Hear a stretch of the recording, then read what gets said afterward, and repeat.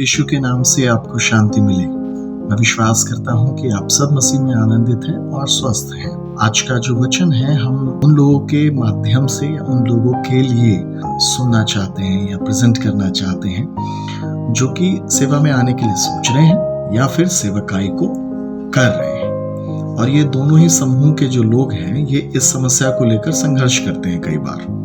तो आइए आज के वचन के ऊपर हम लोग थोड़ा सा मनन करेंगे।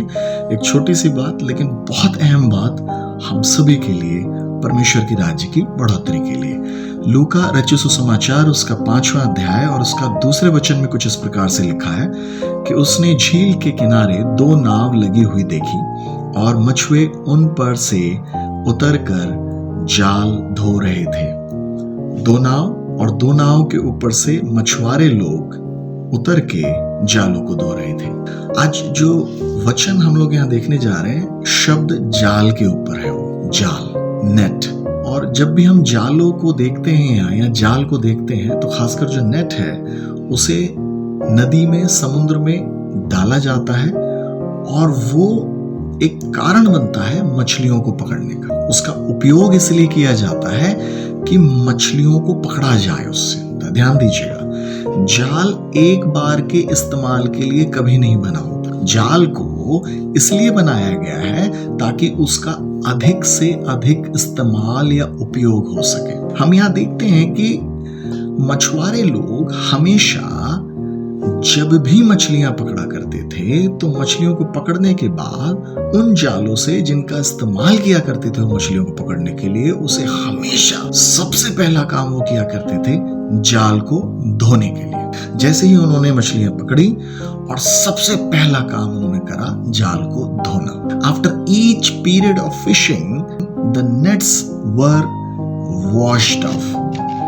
और ये बहुत इंपॉर्टेंट एक बात है, सेवा में बहुत ज्यादा जरूरी है इन बातों को देखना।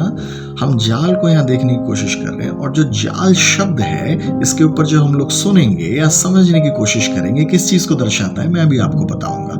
यहाँ जाल को खासकर मछुआरों ने इस्तेमाल कर लिया, मछली पकड़ी और उसके बाद में वो धोने जा रहे हैं। क्या कारण है जाल को इस्तेमाल होने के बाद, मछली पकड़ने के बाद धोया जाना? और सबसे पहला इंपॉर्टेंट काम क्या है? उसे धोना। क्यों जरूरी था वो धोना? क्योंकि जाल के अंदर कोई ना कोई चीज आके फंस जाती थी।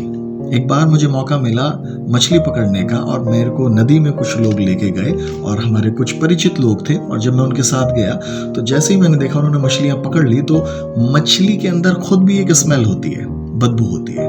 और जब वो जालों को डालते हैं तो जहां नदी में डालते हैं वहां काई, घास, तो मैंने देखा जैसे ही उन्होंने जालों को डाला वहां कुछ काई जो बदबूदार है, मछलियां जो कि खुद स्मेल रखती हैं, बदबूदार हैं, और साथ साथ कुछ घास उस जाल में आके फंस जाती है। अनवांटेड चीजें, कई प्रकार की चीजें आके उसमें फंस जाती हैं। और तुरंत उनका सबसे पहला काम होता है कि जैसे ही उन्होंने निकाला उसे, मछलियों को वो एक तरफ रखते हैं और दूसरी बात उसमें से घास, कांटा, पत्थर, काई जो कि बदबूदार है, उन सारी चीजों को जाल में से निकालते हैं। जाल का धोया जाना बहुत ज्यादा जरूरी है, बहुत ज्यादा जरूरी। और यीशु मसीह ने देखा कुछ लोग नाव में जाके मछली पकड़ने के बाद जब आए तो मछुआरे लोग हैं वो जो प्रोफेशनल्स हैं और वो जालों को धो रहे हैं। पहला ही काम जाल को धोने का है। सेवा में जितने ही लोग पाए जाते हैं, याद रखें ये जाल और कुछ नहीं है, ये मेरा और आपका जीवन है। जितनी बार जो जितना ज्यादा इस्तेमाल होता है उसका उतना ही धोया जाना बहुत ज्यादा जरूरी है सेवा में। ध्यान रखिए, जो जितना ज्यादा इस्तेमाल हो रहा है, जितना ज्यादा यूज हो रहा है, उसको उतना ही ज्यादा धोया जाना बहुत ज्यादा जरूरी है। बाइबल जो आप देती है, दाऊद जी ने अपने जीवन के अंदर जो परमेश्वर के सेवक थे वो इस्तेमाल हो रहे थे बहुत ज्यादा। और एक समय आया उन्होंने बैतशबा नाम की एक स्त्री को अपने राजमहल से नग्न अवस्था में नहाते हुए देखा और उन्होंने उस स्त्री के साथ पाप किया, कुकर्म किया, व्यभिचार किया, उसके पति को मरवा दिया। और जब वो इस पाप से ग्रसित हो गए सेवा में रहते रहते तब वो भजन संहिता 51 का 7 में बोल रहे हैं, जूफा से मुझे धो तो मैं शुद्ध हो जाऊंगा और हिम जैसा शुद्ध और पवित्र हो जाऊंगा। जूफा से मुझे धो तो मैं शुद्ध हो जाऊंगा, और जब तू मुझे जूफा से धोएगा तब मैं हिम जैसा, बर्फ जैसा श्वेत हो जाऊंगा। जिसका मतलब दाऊद जी उस पाप के बाद बहुत ही ज्यादा बदबू उनके जीवन से आ रही थी, और वो कहते हैं, हे परमेश्वर तू सब कुछ मुझसे मेरा ले लेना, वरन मेरे राजपाट को भी लेना, वरन अपनी आत्मा को मुझसे जुदा मत करना। जूफा एक पौधा हुआ करता था। जब कोई कोढ़ी व्यक्ति अपने कोढ़ से शुद्ध हो जाता था तो याजक उसके लिए एक बलिदान देके एक पौधे को लहू में डुबो के उसके ऊपर स्प्रिंगलिंग, उसके ऊपर लहू को छिड़का करता था, जिसका प्रतीक था कि जब वो लहू उसके ऊपर जाता था वो व्यक्ति शुद्ध हो गया है, इस बात का प्रतीक है। और दूसरी बात, अब वो समुदाय में परमेश्वर के लोगों में शामिल होने के काबिल है, योग्य है, क्योंकि हर एक कोढ़ी व्यक्ति को समाज से, परमेश्वर के लोगों से अलग रहने के लिए परमेश्वर का वचन बताता था। दाऊद पाप के कारण परमेश्वर के समुदाय, परमेश्वर की संगति से अलग हो गए थे, और वो कह रहे हैं, जूफा से मुझे धो, भजन संहिता 51 का 7 में, तो मैं हिम जैसा श्वेत हो जाऊंगा। हर एक वो व्यक्ति आज जो सेवा कर रहा है उसे धोए जाने की आवश्यकता है। जो जितना ज्यादा इस्तेमाल हो रहा है या इस्तेमाल होने जा रहा है, after each period of fishing nets were washed off. हर एक मछली पकड़ने के काम के बाद, मछलियों को पकड़ने के बाद जालों का धोया जाना निश्चित था, नहीं तो उसमें से बदबू आती थी। नहीं तो जाल के अंदर अगर लकड़ियां, अगर घास फंसा हुआ है तो दोबारा से उसके अंदर फिशिंग नहीं हो सकती, दोबारा उससे मछलियां नहीं पकड़ी जा सकती जब तक उसमें फंसी हुई चीजों को ना निकाल लिया जाए। दाऊद के जीवन में एक कांटा फंसा हुआ था, पाप नाम का, जो बैतशेबा के जीवन में किया था। क्या आप भी ऐसी किसी चीज से जूझ रहे हैं? आप सेवा में हैं? क्या आप सेवा में आना चाहते हैं? क्या सोच रहे हैं? क्या आप सेवक हैं? क्या आप परमेश्वर के बेटे हैं?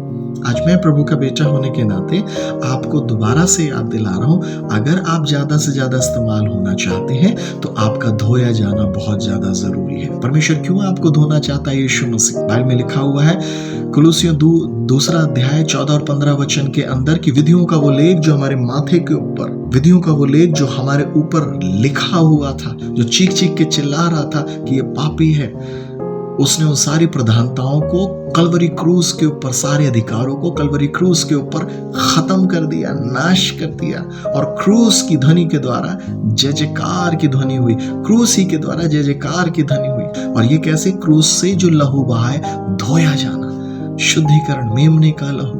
अगर जाल आप और मैं है तो परमेश्वर सबसे पहला काम मेरे जीवन में करना चाहता है, धोया जाना।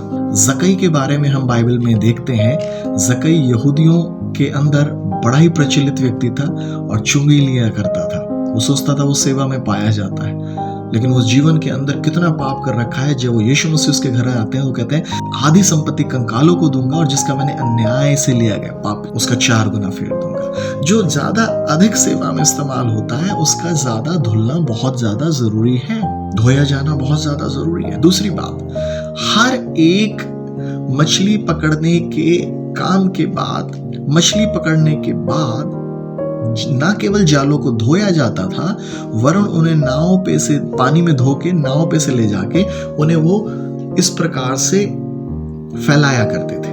जैसे हर बार महिलाएं या पुरुष वर्ग के लोग कपड़े धोने के बाद उन्हें फैलाते हैं।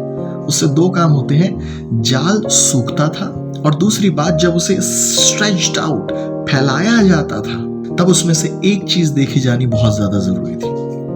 कहीं कोई मछली पकड़ते समय जाल पत्थर में फंस गया हो, या किसी मछली या किसी ऐसी शार्प, खासकर किसी ऐसी मछली ने आके कहीं जाल के धागों को या तार को तो नहीं काट दिया। जिसका मेन कारण ये था, अगर जाल का धागा टूट गया है और उसमें गैप आ गया है तो जब दोबारा वो इस्तेमाल होगा उसमें से मछली निकल जाएगी। पहली बात, जाल का धोया जाना बहुत जरूरी है। दूसरी बात, जाल का फैलाया जाना बहुत जरूरी है, stretched out. After each period of fishing the nets were stretched out. और जालों को क्यों फैलाया जाता था? कहीं उसका कोई धागा तो नहीं टूट गया, कहीं वो धागा अगर टूटा हुआ है तो वो दोबारा से सही तरह से इस्तेमाल नहीं हो पाएगा। पौलुस प्रेरित के विषय में हम देखते हैं, जो कि शाऊल हुआ करता था, वो परमेश्वर की सेवा कर रहा था, ऐसा उसकी सोच थी। प्रेरितों का काम 9वें अध्याय में बाइबल में लिखा है, जब वो घोड़े पे जा रहा था दमिश्क की ओर, तो वो घोड़े से गिरा एक बड़ी रोशनी को देख के, और उसमें से एक आवाज आई, हे शाऊल तू मुझे क्यों सताता है। वो सोचता था वो परमेश्वर का काम कर रहा है, सेवा में है, परमेश्वर के लिए उपयोग हो रहा है, लेकिन उसे ये नहीं पता था वो परमेश्वर के विरोध में जा रहा है। इसका क्या कारण था? वो पृथ्वी की सेवा कर रहा था। 2 प्रकार की सेवा है, एक पृथ्वी की और एक स्वर्ग की। वो पृथ्वी की सेवा के तहत दौड़ता चला जा रहा था, भागता चला जा रहा था, लेकिन उसका अपना संबंध परमेश्वर के साथ टूटा हुआ था। धागा रिश्तों का टूटा हुआ था।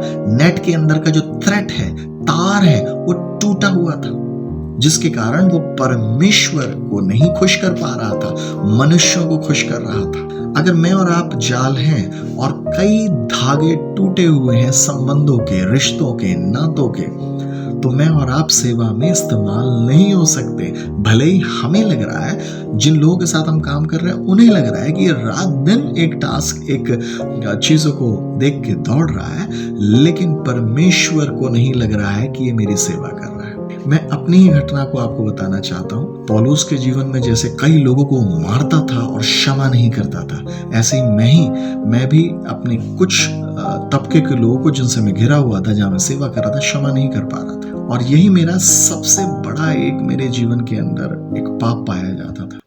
लेकिन जिस दिन परमेश्वर ने मुझे इस पाप को बताया कि ना क्षमा करने के कारण कितने लोगों से मेरा रिश्ता टूट गया है, और सबसे मेन परमेश्वर के साथ रिश्ता टूटा हुआ है। मैंने एक रात को फैसला किया, एक परमेश्वर के दास के सन्मुख अपने पापों को माना, कबूल किया, अंगीकार किया, और फिर मैंने ये निर्णय लिया, मैं इन सब लोगों को फोन कर करके माफी मांगूंगा, और जिसके सामने जा सकूंगा सामने, वहां जाके माफी मांगू। क्योंकि बाइबल जवाब देती है, यदि तुम एक दूसरे के पापों को क्षमा ना करोगे तो तुम्हारा स्वर्गीय पिता भी तुम्हारे पापों को ना क्षमा करेगा। पाप ना क्षमा करने का पाप एक ऐसा धागा है जो मेरे जाल अर्थात मेरे जीवन के धागे टूटे हुए थे, और मैं सोच रहा था मैं सेवा कर रहा हूं, मैं पासवान हूं, मैं सेवा कर रहा हूं, मैं क्षमा नहीं कर पा रहा था। लेकिन जिस दिन मैंने क्षमा किया, मुझे विश्वास है परमेश्वर ने भी मुझे क्षमा किया, क्योंकि उसका वचन बताता है, यदि तुम क्षमा करोगे तो तुम्हारा स्वर्गीय पिता भी तुम्हें क्षमा करेगा। जाल को फैलाया जाना इस बात को दिखाता था कि मछुआरा इस बात को देख सके कि कहीं कोई होल तो नहीं हो गया है बड़ा, कहीं कोई धागा तो नहीं टूटा हुआ है रिश्ते नातों का, जिससे वो सुनिश्चित करता था कि उस धागे की रिपेयर हो सके, उस धागे को जोड़ा जा सके। कारण क्या था? तीसरी और महत्वपूर्ण चीज, जब वो धागा जोड़ दिया जाता था, अब लास्ट काम मछुआरे का होता था उसे तैयार करना दोबारा से इस्तेमाल के लिए। आप में से कई लोग चौकस होंगे और सतर्क होने की कोशिश कर रहे हो, कई बार भौचक्के हो जाते हैं। हम इतनी मेहनत करते हैं लेकिन उसके बाद भी हम इस्तेमाल नहीं हो पाते सही से। 2 चीजों को चेक करने की जरूरत है। पहली चीज, क्या आप जितना ज्यादा इस्तेमाल हो रहे हैं, धोए जा रहे हैं उतना कि नहीं? दूसरी चीज, क्या आप परमेश्वर के द्वारा फैलाए जाने के लिए स्ट्रेच्ड आउट होने के लिए तैयार हैं? एक व्यक्ति ने एक बार से एक कैलेंडर के अंदर ये फोटो को छापा और वहां लिखा हुआ था, I asked to Jesus how much do you love me, he stretched out his arms and died off. मैंने परमेश्वर से पूछा कि तुम मुझसे कितना प्यार करते हो, उसने कहा इतना, और उसने अपनी बाहों को फैलाया और उन्होंने अपने प्राणों की आहुति दे दी। यहां तक कि यीशु मसीह ने भी अपने आप को स्ट्रेच्ड आउट करा, फैलाया। जो संबंध पिता के साथ टूटे हुए थे उन्हें दोबारा से उन्होंने जोड़ दिया। इस बात को आप पहला पतरस के अंदर पाएंगे, उसके 2 अध्याय में, कि हमारे ऊपर जो कुकर्म और पाप का विधियों का लेख जब पाया जाता था, उस टूटे हुए संबंध को उसने जोड़ दिया। पहला पतरस 2 अध्याय में लिखा हुआ है। परमेश्वर दया करे इन मुख्य बातों को समझने के लिए। अगर आप सेवा में हैं और सेवा में इस्तेमाल हो रहे हैं, तो इन मुख्य बातों को समझें कि जो जितना ज्यादा इस्तेमाल हो रहा है उसका उतना ही ज्यादा धोया जाना बहुत ज्यादा जरूरी है। दूसरी बात, उसका फैलाया जाना, स्ट्रेच्ड आउट होना बहुत जरूरी है। जब जाल को फैलाया जाता है, लंबे समय तक लटकना, जब यीशु मसीह क्रूस पे लटके हुए थे, बहुत दर्दनाक होता है, पेनफुल होता है, लेकिन इसी क्रिया को कहते हैं सरेंडर। आज के प्रचार का शीर्षक भी है समर्पण, और जब डिक्शनरी में समर्पण शब्द को आप देखते हैं तो आप पाएंगे उस सरेंडर शब्द का अर्थ है त्यागना, छोड़ना, समर्पण कर देना, हार मान लेना। हाँ प्रभु, मैंने अपनी गलतियों के साथ हार मान ली है, अपने पापों के साथ, ना क्षमा करने के बिहेवियर के साथ हार मान ली है, ताकि मैं आपके लिए ज्यादा से ज्यादा इस्तेमाल हो सकूं। मुझे याद है हमारे जिस कॉलेज में मैं पढ़ा, वहां के एक संस्थापक ने एक व्यक्ति से पूछा जो बहुत सेवा में इस्तेमाल हो रहा था। वो कहते, कैसे तुम इतना काम कर लेते हो? वो बोलता है, जितनी ज्यादा सेवा उतनी ज्यादा प्रार्थना और क्षमा का जीवन, प्रभु के सामने उतना ही ज्यादा ठहरना। आज 3 बहुत मुख्य बातें मैंने आपको समझाई हैं इस प्रचार के संदेश के माध्यम से। आज जितने लोग अपना सरेंडर करने को तैयार हैं, वो सब एक ही बात को दिखा रहे हैं, मुझे धोइए प्रभु, मैं अपने आप को स्ट्रेच्ड आउट, मुझे फैलाइए प्रभु, ताकि मेरे रिश्ते नाते जहां टूटे हैं वो दोबारा से बन सके, आपके साथ जो टूटा दोबारा, ताकि मैं सेवा में और ज्यादा इस्तेमाल। और लास्ट और अंतिम बात, जब जालों को धो लिया जाता था, जब जालों को फैला के सुखा के उनके तारों को जोड़ दिया जाता था, तब लास्ट उनमें काम होता था, उसे दोबारा से तैयार किया जाता था नए फ्रेश इस्तेमाल के लिए, ताजा इस्तेमाल के लिए। क्या आप इस्तेमाल होना चाहते हैं? क्या आप दोबारा से इस्तेमाल होना चाहते हैं? परमेश्वर आपको दोबारा से इस्तेमाल करेगा, लेकिन कब? जब आप बेहतर तरीके से धुल जाएंगे और आपकी बदबू और गंदगी निकल जाएगी। कब? जब आप अपने आप को स्ट्रेच्ड आउट करने के लिए, फैलाए जाने के लिए, लटकाए जाने के लिए तैयार होंगे और कहेंगे, परमेश्वर जो जो चीजें टूटी हैं उन्हें दोबारा से बना दो। पौलुस जब उस समय तोड़ा गया, वो बनाया गया और परमेश्वर ने उसे दोबारा से इस्तेमाल करा। वो जीवन में एक ही बार उस समय घोड़े से गिरा और फिर कभी अपने जीवन में पाप में ना गिरा। आइए हम प्रार्थना करें, अपना समर्पण करें। आज के शीर्षक ही है समर्पण, त्यागें, छोड़ें, ताकि आप दोबारा से इस्तेमाल हो सके।